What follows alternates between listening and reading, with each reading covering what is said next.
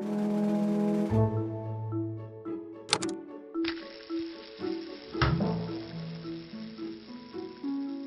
everyone, and welcome to our first podcast for 2020.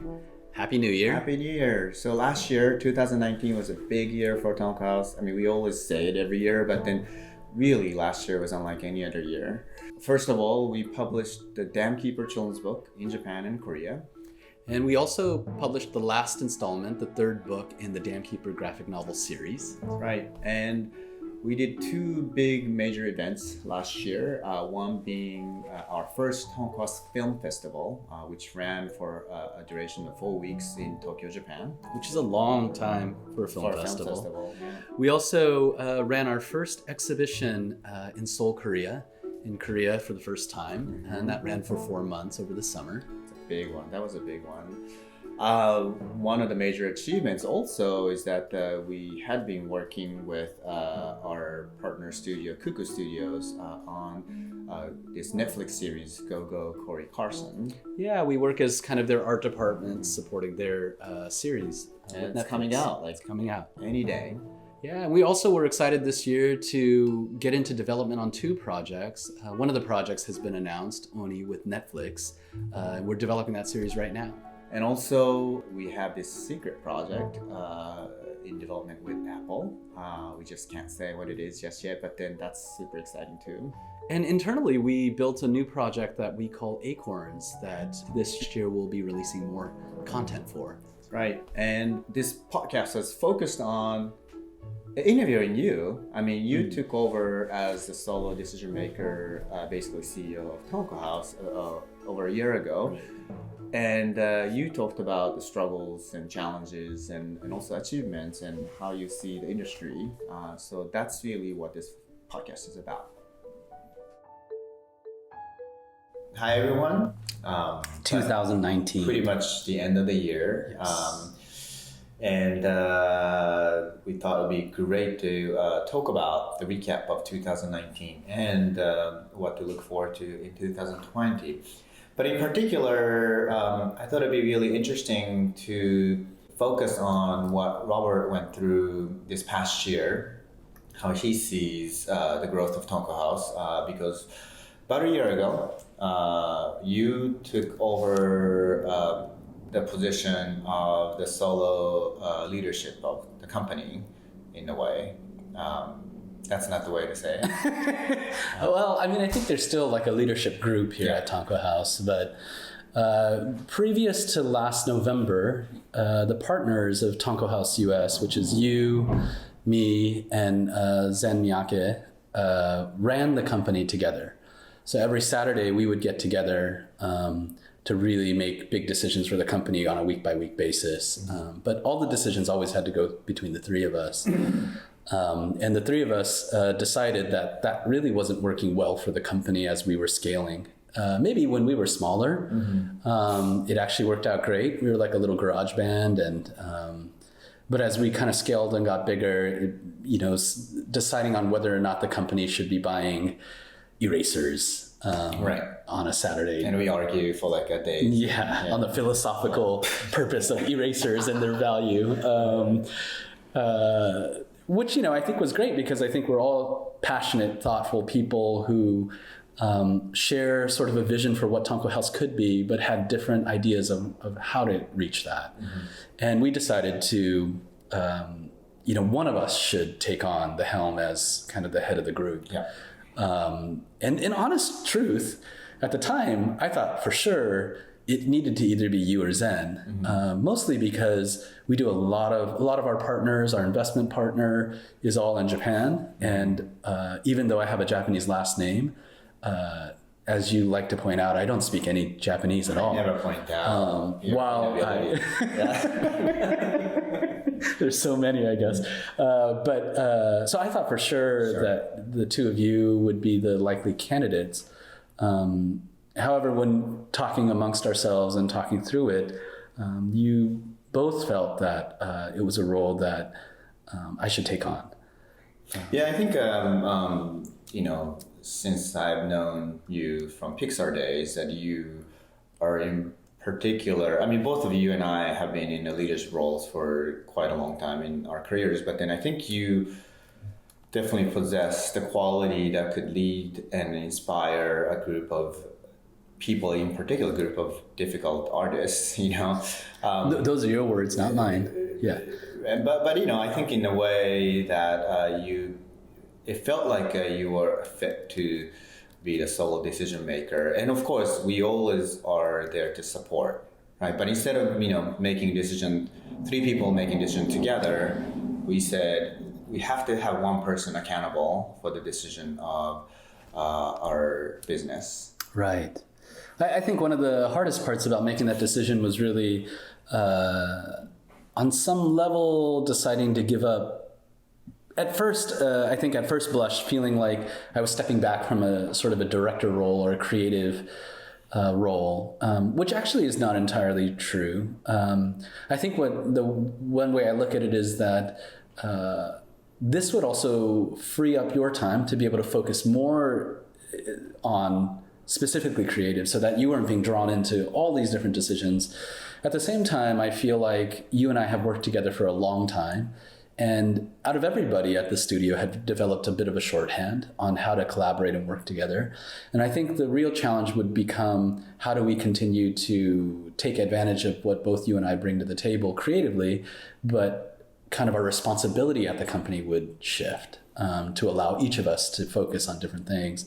So while I was no longer going to be helming or directing my own independent individual project, I would be overseeing the creative here at Tonko House. Of course, even now, as we speak, as we record this podcast, Robert is drawing a nice design work for Oni, the project that I'm heading right now. But of course, I always ask Robert to help drawing-wise or the story-wise. And so in a way, you're still very, very heavily involved with the creative of Tonko House. But thanks to this change, this entire year of 2019, I have been way more focused on writing and drawing and painting for my project. And you know, part of it is also today's podcast. I'd love to ask you. You know, the company grew this year tremendously. You know, not just in terms of the size, but also the solidity of our future and the projects, and but also I think individually everybody just made such a jump in their respective fields of responsibilities. But I think it's kind of it goes without saying that you probably made the most transformation to a lot of our eyes, and because it's such a new role for you in your career. And I can say it probably was a very challenging year for you. And I think if you could just start talking about from the beginning of this year, how it started, and, you know, some of the projects that might have been very challenging for you in terms of running a company, and how you try to help individuals here. Yeah, I think, you know, when I mean, both you and I studied art. We studied illustration at university and college. There's nothing that I feel like I have specifically studied that has prepared me for feeling any sort of confidence that, yeah, this is something I'm built for. I feel like out of everything, much like Tonko House has been from the beginning, it's many things come out of necessity.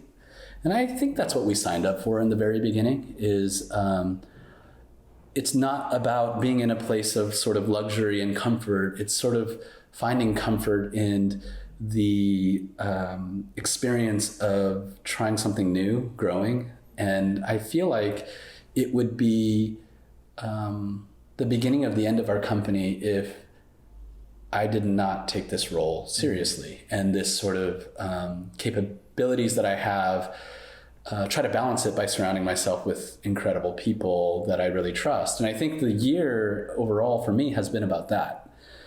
I really appreciate, you know, you talking about me showing some sort of change over time, but I feel like too, like over time, I think the biggest achievement has been in the reallocation and shifting of people here at Tonko House, and sort of finding the ways to get the best out of the people who we do have here. And I think that continues to evolve, but I feel like, it's not like anything that has been done at the company is any single person's achievement, right?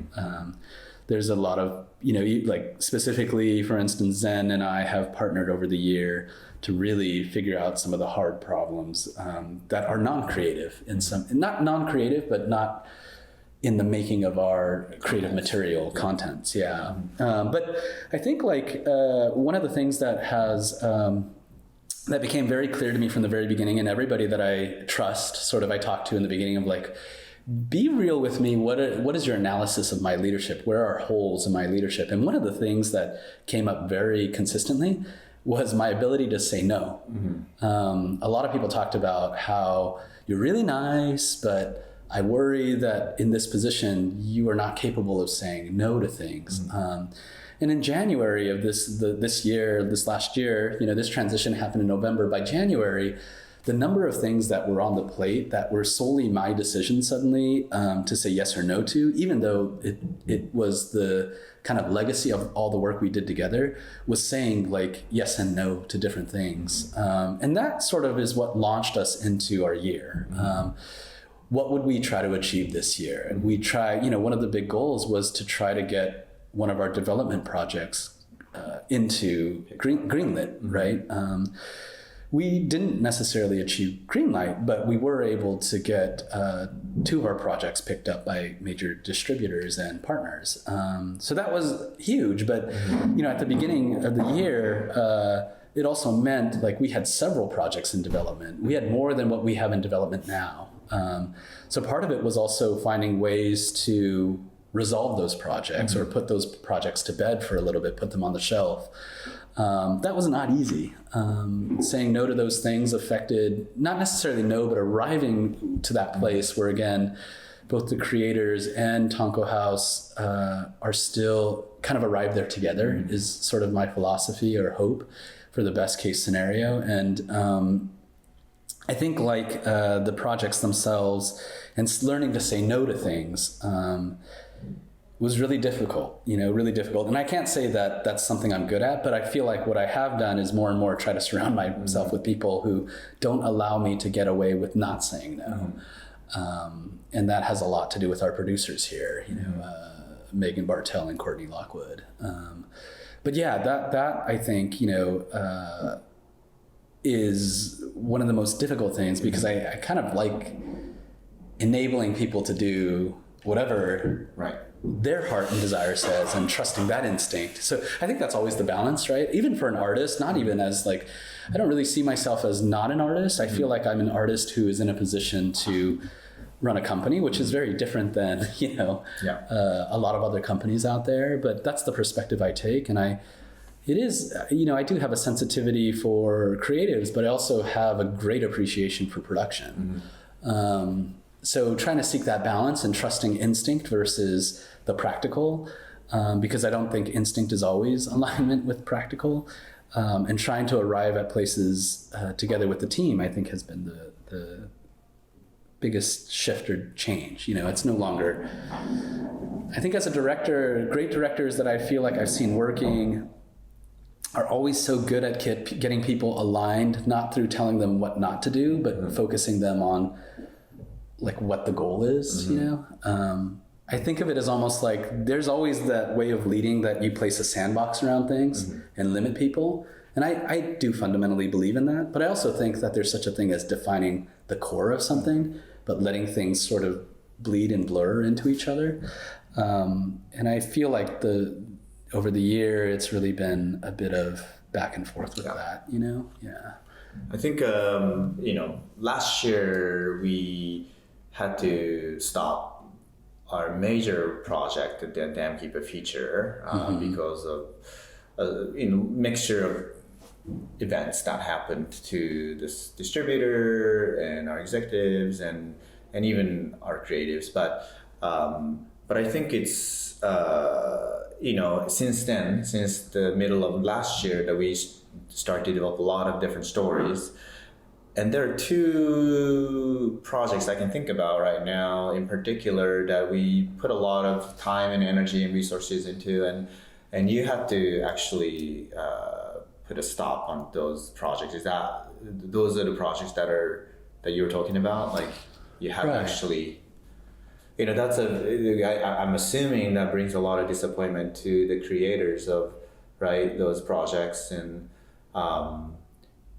but I think it's there's a fine line. I think some people, and even me, myself included, I think Tonko House sometimes represents, gives this illusion that like, oh, Tonko House is a place where you do whatever you want, which is not exactly the case. We want to, of course, do what we want to do, but based on the strong conviction or the cause, that's in alignment with the vision that we put out as a company. So it's not about like doing anything you want, but even that, like, it's really difficult to find the line, because everybody has a cause, and there's a reason why they love to do what they want to do, and to say we have to put it aside for now so we can focus on these things. I think that you and I talked about this all the time when we were in an art department, is that an ideal group of people, a lot of the way design groups work is sort of review-based. Mm-hmm. You do a bunch of work, you get a kickoff, you do a bunch of work, you put it in front of a director or someone who's in charge of making decisions, and then based on that review, you do another iteration. Mm-hmm. I think that obviously works because we've seen it work many times, but I actually think that what creates the highest quality product, what creates the best work in the end, is actually a clarity of vision from the get-go. Mm-hmm. I'm not saying that everything is figured out, because then that eliminates the need for a design process, mm-hmm. but the clarity of purpose, the clarity of a kickoff, and trying your best to always make the kickoff stronger and better is sort of the most important part to me of creating quality work. Mm-hmm. And I think that you're not always in a situation or a case where you have that. I feel like that is sort of what you're talking about a little bit, where if we could kind of clearly tell everybody who comes to Tonko House and who we believe in and who joins our studio to make things, and we could tell them mm-hmm. very clearly the vision of Tonko House, mm-hmm. that would be amazing, because I feel like then mm-hmm. it really is about trusting people's vision mm-hmm. Within kind of the parameters of what we've articulated to be our hope and mm-hmm. aspiration as a company. Mm-hmm. And I think the more people who are able to get behind that, the stronger the studio becomes, the stronger our vision becomes. Mm-hmm. But vision is not something so simple to articulate. Mm-hmm. And I think that for us, the hope and the aspiration is actually that the people that come here are willing to join our group to help define what that is. Mm-hmm. And I feel like the important part of what we do is to acknowledge that narrative and what we create, the content we create, does have the ability and capability of creating impact. Mm-hmm. And that impact is not just entertainment. Mm-hmm. I feel like there's always a place for things that purely entertain. Mm-hmm. And there is a positive effect of that. But I also think that for the world that we want to live in and the capability that we have and where our passion lies, we're trying to find a way to use narrative as a way to positively influence our world. Mm-hmm. Not just for ourselves, but for our children and for our audience, mm-hmm. ultimately. And I think like in all of that is a constantly evolving mm-hmm. idea. Mm-hmm. And because of that, it is through the work of our creatives, our people, ourselves, that we do sometimes experiment mm-hmm. and not quite achieve what we set out to do. Mm-hmm. In that, I don't see it as a failure. I just see it as part of our growth. Yeah, absolutely. I mean, just let's say, one of the projects developed by Chris Sasaki, you had to actually put a stop. But because of that, it was a disappointment. I mean, you were disappointed. You were very invested in that story too. Yeah, it's an amazing project. But then because of that decision, Chris now developed another project, which actually is much more in alignment with the vision of Tonko House. And, I honestly feel like Chris Sasaki's pure potential as a storyteller. And that project got picked up. And now that's one of the major projects that Tonko is going to invest in next year. If you hadn't had courage to say no to the other one, that project might have not have been born. Yeah, and I actually do think that the project that Chris was working on, it was sort of a darker project, I would say more of a matured audience. It carried heavy themes, and it was a period piece. While animated, it was a period piece, which I think when you put all those things together, the risk factor on it was really high. Fundamentally, at the core of it was a story I really believed in and a message I really believed in. And I do think it actually fits within our vision for what we want to put out there. But it's a very difficult project to sell. And I think for the scale of studio that we are right now, and for the sort of target of where we want to be and how we want to enter into this bigger market, it just was a little too far outside the scope of like what I really felt was a risk that was sort of within the realm of what we were capable of taking right now. I still would love, to make that project. I still believe in that project, and I still think that but I also think it takes the right partner. It takes the right sort of partner and distributor that really fundamentally understands and believes it. And I also think that, Tonko House as a studio, we need to decide whether, where that sort of content fits within. We talked about even, do we create an alternative brand, since we're sort of more known for family content, and this definitely does not necessarily land within that. And it's decisions like that I feel like from the outside probably seem simple. Like, no, you guys are like a family. But I also think that we are defined by the people that are here. And this is something a project that Chris passionately and I passionately believed in. But it's those decisions overall. I feel like what we say yes to, what we say no to, that define, I think, the company, the studio, our vision. And again, I think everything about Tonko House for me, while other people may have lived it, is new. Chris is both a friend, but also a creator that I really believe in and I want to support, not just his stories, but, build the company through his growth overall. And yeah, I'm really happy with what he's making, now. I think I hope he's really happy, but he seems really happy about it, but it's a challenge, Chris is a designer like us. He's a really good writer. He's really capable, but this year he had to take on whole new things. And I think it's the same for you, right? Like the development that you've done this year is unlike any development that we've ever done before.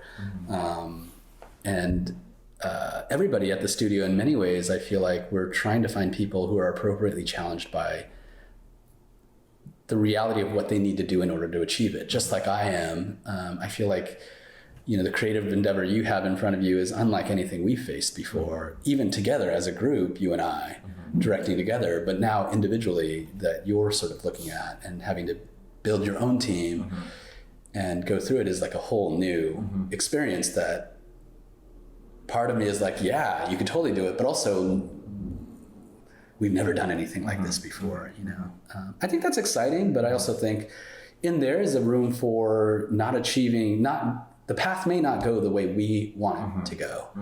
I think this is the reason why we started Tonko House, is to face things that were bigger than us and try to face down those things that are going to make us hopefully better people, better artists. Right.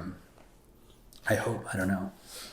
And then, obviously, there are two major events we ran this year. Every year since the start of Tonko House, we've done pretty decent sized exhibitions in Japan. But for the first time this year, our exhibition went to Seoul, Korea. And also in Japan, instead of exhibition, we ran a film festival with the Tonkasu Cafe that we dreamed of, serving coffee that we like and all that, on top of all the contents that we've been developing, we ran with our partners in respective countries. How did that go? I mean, I'll start with that. I feel nothing but pride. I feel like for the achievement of the work that the Korea exhibition and the film festival were. Both of them were huge tasks and required above and beyond work from people that were outside of Tonko House. Mm-hmm. Within Tonko House, I feel like I'm actually curious. The Japan Film Festival largely, you helmed out as far as like creative leadership and direction from Tonko House. You helmed, but I'm not gonna lie. Like you and I this year, probably our relationship was the most challenged or most sort of like. There's a redefinition of your and my relationship. Mm-hmm. Me taking on this role within the company, you kind of focusing on developing your own project alone for the first time. It wasn't easy, right? I mean, it wasn't pleasant even, I would say, all the time. But the film festival was one of those things that you were sort of helming with partners in Japan. To be honest, I was pretty outside of that. But it wasn't an easy project. Again, like in January of last year, you were in Japan mm-hmm. working with partners to develop a visual test for Oni at the same time. You were day in, day out. You were away from your family for the most part, and you were working at the same time on the film festival. Mm-hmm. I was in Korea setting up the new exhibition as well as talking to other business partners about other opportunities there. And mm-hmm. you and I met in the end of January to talk, just to kind of mm-hmm. catch up, because even at that point, like we weren't talking a whole lot about everything that was going on. But I remember that conversation was really difficult. Mm-hmm. It was partially me not being quite comfortable with this role and not knowing how you and I should be communicating and talking about the future of mm-hmm. Tonko House. And, in particular, we talked about DK feature was something, Dam Keeper feature is something that we really wanted to make, but how do we move forward on it? Mm-hmm. Because of this, there was a lot of sort of differences. I don't think that you and I have a different vision for the company necessarily, but I think we bumped up against each other mm-hmm. at the early part of this year in ways we just hadn't before. Mm-hmm. I don't know. I'm curious to hear your perspective. In a way, the adjustment to the new roles, I told you this many times, but I think, someone who's been creatively running all these projects together with you, like at the equal level, definitely has it. I still do sometimes, but this kind of feeling of a guilt that now I get to. Not that it's not fun to run Tonko House. I think it is fun. I enjoyed that in the past 4 years, but I definitely benefited from the new role where I get to kind of focus on, and then you have to do the bigger responsibility in terms of running the company. That's one thing that always kind of sat uneasy for me, put me in a space where I couldn't say no to something that I didn't want, or because I feel like I owe you, or that kind of feeling. On top of that, and on the flip side of it is like me not being involved with the company decisions, whereas we started the company together. So of course, emotionally, practically it worked out amazing, but emotionally there is a part of me I don't know what's going on. It's more like the fear of what's going to happen, because it wasn't such a big change in the history, in a very, very brief history of Tonko House. And I think both you and I have been adjusting to the new roles, and I guess it took us a while. Yeah, it took both of us a while to really be comfortable and not, kind of project our fear and insecurities, onto each other, and misunderstanding and just kind of over assumption. And in a way, it got even worse because I was away from the studio for a long time this year. I was in Japan creating the Oni pilot test, and then the film festival, running film festival. I spent almost like 1/3 of the year in Japan this year. I just purely didn't talk to you as much as I always did. And in a way, like leading up to the film festival, my teammates almost became the team in Japan because it was just so much work. I spent more time with those guys, and in a way, just by default, there was a separation. Right? Totally. Yeah, which I think, again, like these things are so, the company is not that, there are parts of the company, running a company, that are really complicated. But at the end of the day, I feel like a lot of it is just human relationships. I feel like the relationships I've built with people over this year has just shifted. Your relationship with me, and we meet every Saturday for breakfast, 7:00 every week. We talk about all sorts of stuff, and it can range from what's going on in the company to what's going on at home to, I think in many ways it's just us talking about whatever is important to us at that moment. And I feel like in the same way, it's like that's made a huge difference in our relationship. But also, you and I have creatively found a new way of working together. You're helming a new project, and it's been really fun for me to get to work on it here and there. And also because I don't have to make the decisions, it's like, it's no longer decisions we make together. I can just write something or draw something and be like, hey, take it or leave it. And there's such a freedom to that I feel like also, hopefully you're getting the best of me, because it's truly something that I enjoy doing and having fun with, but I don't have an obligation. I'm trying to help only, and no obligation for you to take it in a way that it's freeing. It's very freeing. And I think in that way too, you and I have found a new way of working together that I actually believe is stronger than even what we had before, when we used to more equally partner with each other. I'm really excited about what you're making now, and not that I wasn't excited about what we were making before, but I could see now and appreciate, I think, in a way that I wasn't it was harder for me to appreciate at the time when we were working so closely together. And all of that I think is amazing. I never thought that would be an aspect of all of this. I only, until like mid-year this year, saw it as like, this is going to be hard. But I actually feel like now, I actually think I know how to partner with you better than I did before.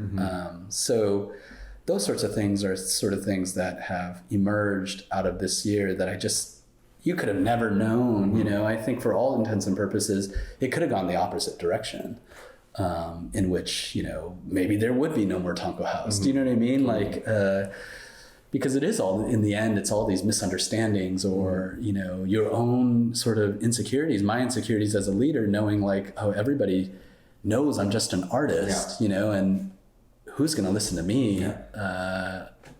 And, this year too, we have investment from a group called Mistletoe, who's incredible partners, invest in largely tech companies, where I think it's only kind of content company, but they invest in companies that they truly believe are going to make an impact on the world in a positive way. And it's incredible to partner with them because, one, of course, it gives us a bit of security to experiment and play, and not just play, but in a weird way, the most difficult thing and the most amazing and most difficult thing they've given us is a bit of freedom, a bit of space to kind of be ourselves and make mistakes, but also assert who we are. And, my feeling is always like kind of imposter syndrome. What did we do to deserve this? I don't even speak Japanese, so not yet. Not yet. But there's that feeling of insecurity. Sure. And I think like, same with us, like just redefining those relationships. My relationship with Chris has changed vastly, and my relationship with our producers has changed vastly. My relationship with Zen has like transformed, and all of it I'm really excited about. In a weird way, I feel closer to everyone than I did at the beginning of the year. And I could not, this year has been the slowest year, I feel like, of my adult life. I feel slowest meaning longest. Like I feel January, in preparing for this, I thought about the year and I just felt like, constantly I was coming up with oh my gosh, that was this year. Mm-hmm. The Korea exhibition was incredible. It feels like a long time ago. The film festival. The film festival was just this kind of surreal experience for me because I had very little. It was the first time I had very little to do with the planning of it. I really just showed up almost as a guest. Mm-hmm.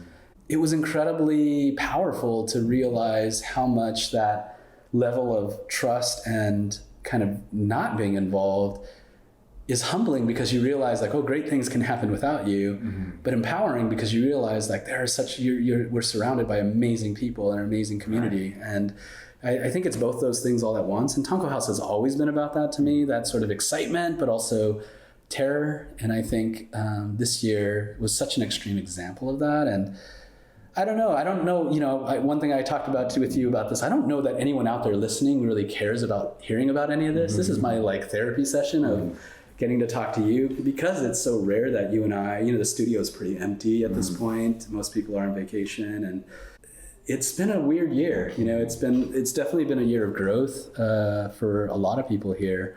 At the end of the day, I think that as an artist, I'm stronger. I have like, even though I haven't been doing the amount of art that I've done in the past, I still do a lot of writing for myself. I still draw here and there, but I think I have more conviction as to what I want to make, how I want to spend time. And I do think that makes me a better artist. I never am going to let go of that part of myself.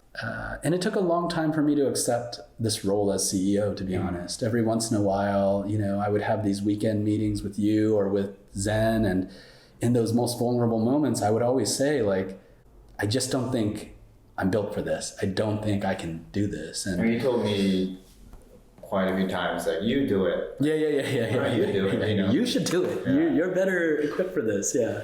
Because I think, in a way, the beginning of the year, we had hard conversations. The festival was one project that just kind of went outside of your reach or your understanding, but then just got really big and good and bad. I think it kind of creates the feeling of a separation. But I think, there was a moment where I felt like you and I started to understand each other. At least I understood you more when I realized I thought I was having a hard time. I was just suffering, right? But then when I start to realize that you were having a hard time, maybe even harder time, or it wasn't just about me, I think that's when we start to be vulnerable, and we could be okay with being vulnerable to each other and share some of the difficult things that we're dealing with. And there's some stuff that you're dealing with I had no idea. But at the time, I was like really working hard and running film festival and trying to get Oni running, and I was just like really on the limit. And then I just didn't have years to listen to your situation, And I think Zen was doing the same, Megan was doing the same. Everybody at Tonko was working so hard. And yeah, I think that's one of the interesting things too, is that, I think like being in this position, I would love if everybody took time, on a day-to-day basis to always be on the same page. But a lot of times I feel like the moments when people come to talk to you, usually it's not because everything's great. Do you know what I mean? Like when someone's like, hey, can you find time for us to meet at this? It's not because like, hey, I just want to tell you what a great job you're doing, Of course, there are people, and yourself included, and who have taken the time to talk about, and to support me in that way. But a lot of times it's because something's not quite right. And I do feel like I am someone who has a hard time just listening. And when sometimes that's what's required, I always try to like, oh my gosh, okay, how do we solve this? And that's not always what's necessary, I feel like. But because of that, I can kind of create more problems. But also, it's not usually problems that can be shared with the bigger group. And that's the group I count on to help solve the problems that I face. Right. So because of that, it becomes isolating.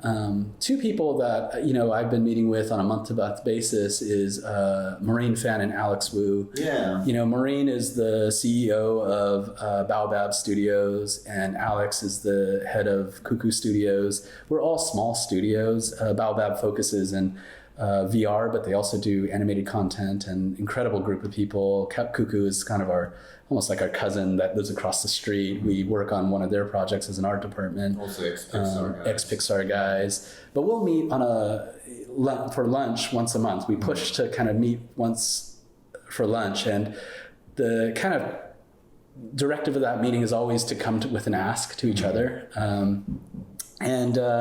A lot of times I feel like there's just comfort in the fact that other people are sort of struggling in the same way you are. Yeah. We don't necessarily share like business secrets but you know, we talk about some of the challenges we face and give each other a community, because I think that, you know, a lot of times, again, there's certain things that you just can't talk about amongst your company, your group, or without betraying a level of trust and not that I talk to them about that, but I think there's like, we identify with each other in that way. And that's been also, you know, trying to find a community that is a different community than I think what I'm used to has also been a part of.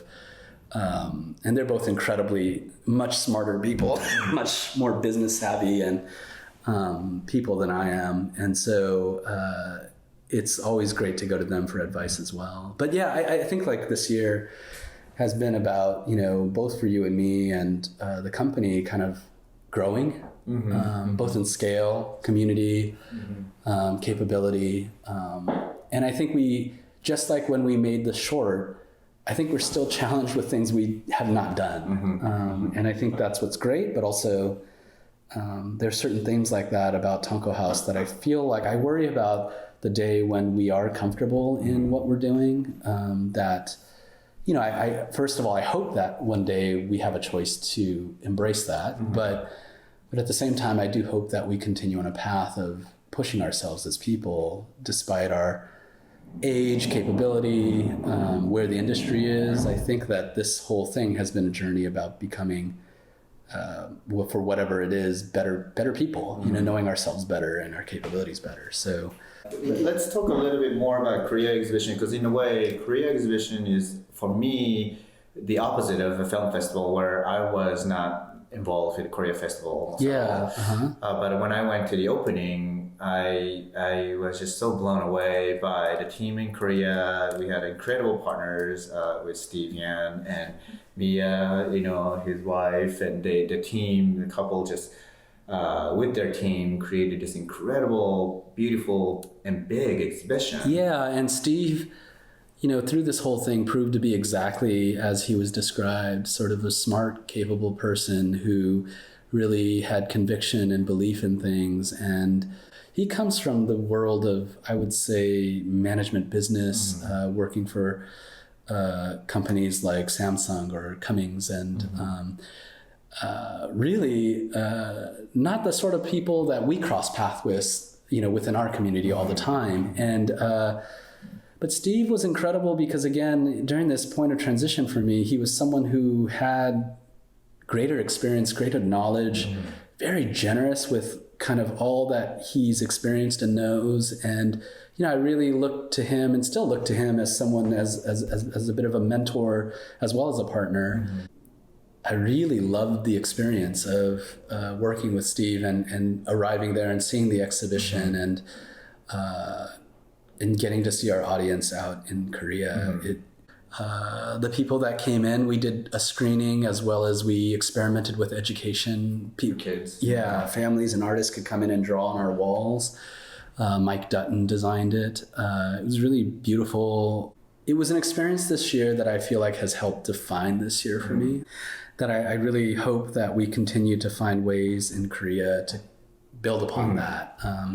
I think more than anything, one of the great values of Tonko House is the people that are surrounded, and I think that, you know, we have incredible partners in Korea. Yeah.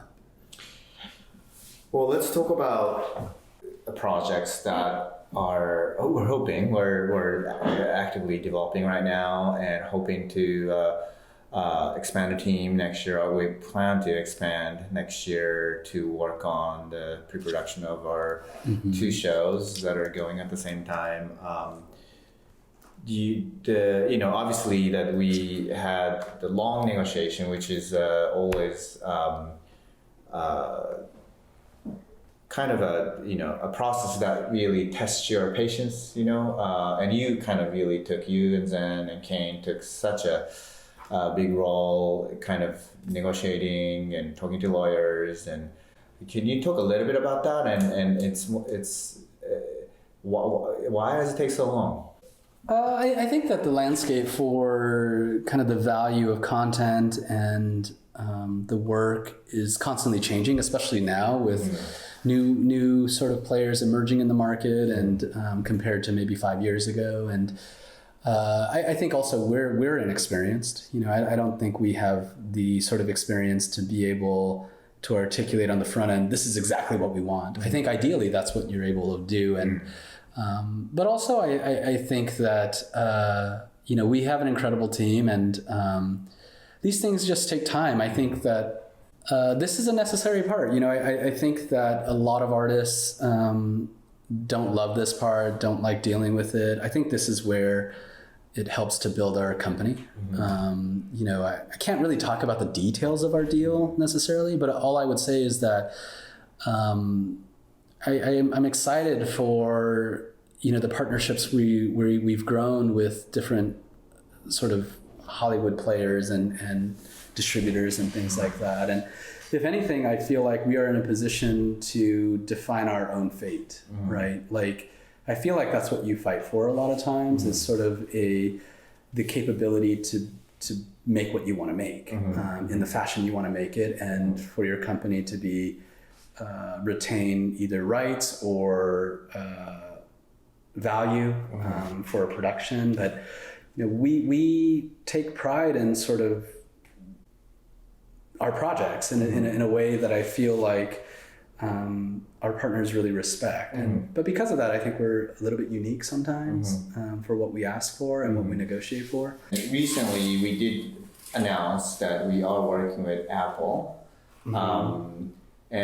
Apple, and another project is the my project with Netflix, and that's like all over. But then it's interesting, right, to see how these two distributors are treating their contents very differently. Their strategy is very different, and we are very excited that we are experiencing both, at the same time. But because to me, negotiation being long is still part of such a great learning curve as a studio. Because once we, as you said it, like, we haven't really experienced much of this kind of deal making, and then just every time we did it with the DK Future, but every time we do these things that we learn and we know what's important to us and what's not important to us. And, we're in a very great place. As you said, there's no guarantee, but we're in a very great place to make both original contents that we believe in, our artists are so passionate about, but potentially very different path. Just if you could talk a little bit about like what to expect, especially for the audience, because they probably can't see too much of that yet next year, because we're going to be making into probably the following year. But we're really fortunate again to have these two very different groups that we're able to collaborate with and work with. And I think that it's pretty obvious to me that Netflix is an interesting place. I mean, we go down to go visit Netflix, and like everybody's there, all the rock stars. Yeah, there's all this incredible community of artists they've put together. They're all office by office making their own original thing, and there's an energy to it that is just so. It's just exciting. I mean, it's just there's so much energy, and I'd say that Netflix is that, right? It's this like incredible ball of energy that it really feels like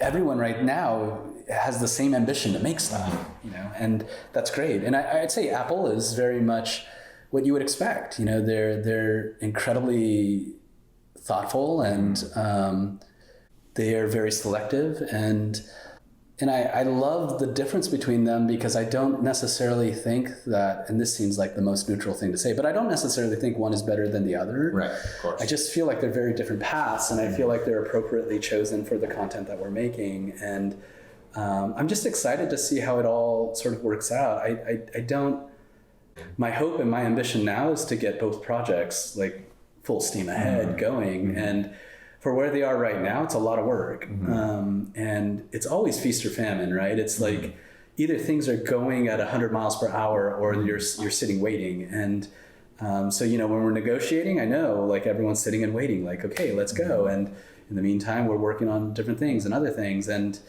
but once it goes, it's like, okay, you need X, Y, Z, you need all these things to get going now. And I wish it was a little more like even keel, a little more spread out, but I feel like this is the nature of the beast. And because of it, I think, you know, television is very different than feature film. Also, serial work is very different. The budgets are different. The schedule is different. The writers are different. Even a streaming, it's kind of almost dangerous to say television, right? Because television, I mean, you know, our writer on Oni right now, she's done so many television series before, and she's saying like a streaming is very different because there's no commercial break. And that's actually a huge part of storytelling for television writing. Totally. I think I feel like, you know, we all come from feature film world that we have so much adjustment to make. I think there's some of that too that will be put to the test of prioritizing what's really important and in making something and putting our stories out there. So I think because of that, it'll be very different. You know, I'm so excited for not just like what we will make, but who we will be on the other end of this.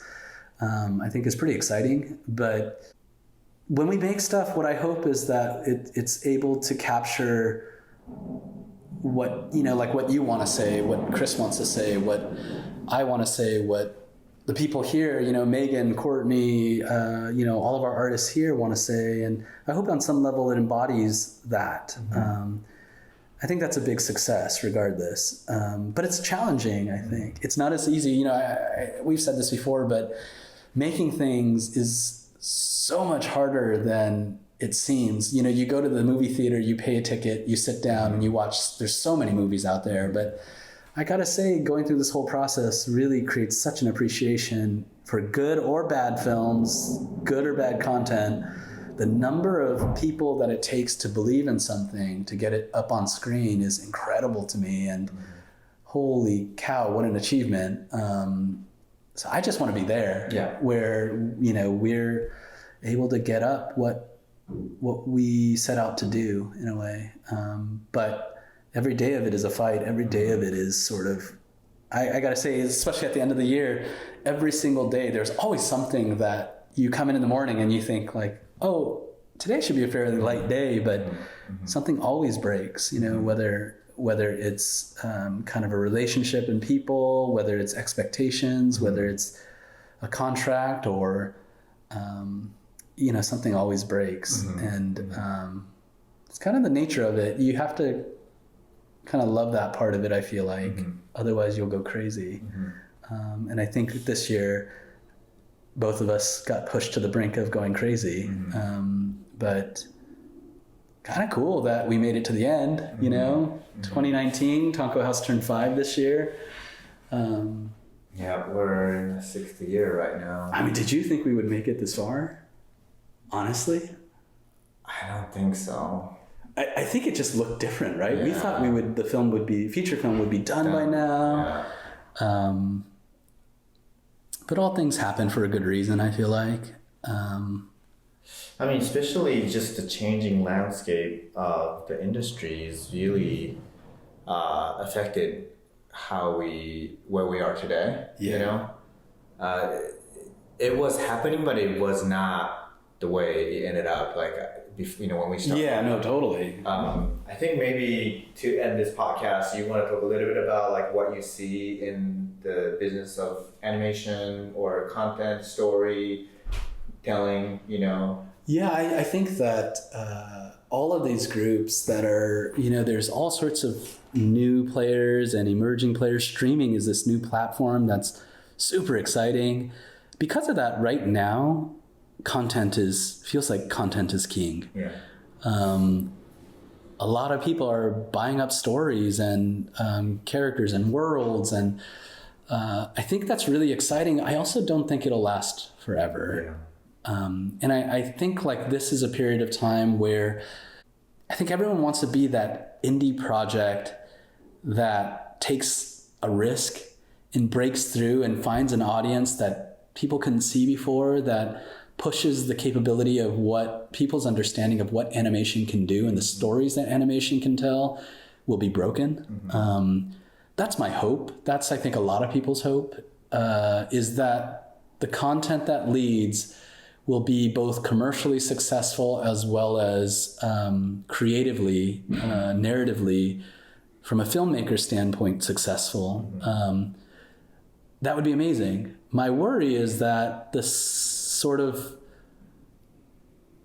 kind of content that will rise above will be the same sort of content that animation has been known to the kinds of stories that animation has been expected to create.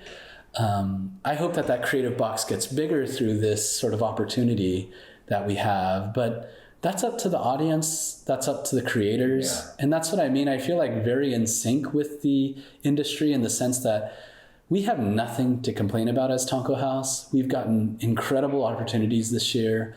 We're in a position to really make what we want, but it's up to us. We have to prove to our audience, our partners, that we're capable of making something beyond just an artistic statement, but something that speaks to a broader audience, to a wider group of people, and identify with them on a human level. Mm-hmm.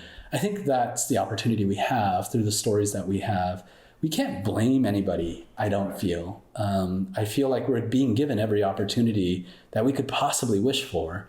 But this is the hardest place to be. It's much like Mistletoe investing in us. Yeah. They really believe in us, and there's nothing harder, I have to say. There's something really kind of, in a way, they're like, look, we trust you. But trust is so hard because you're like, okay, so now what? You're not telling me what to do. You're not sort of saying I have to do this or have to do that. You're sort of saying, just be you, go make the great things that you set out to do. And I feel like that's where the industry is right now. Yeah. There's incredible opportunities. It's on us, our community, to really make films, not just, I love cartoons, and I think cartoons can be filmed too. And I feel that, I just think that our industry is so hungry to just shake things up. Mm-hmm.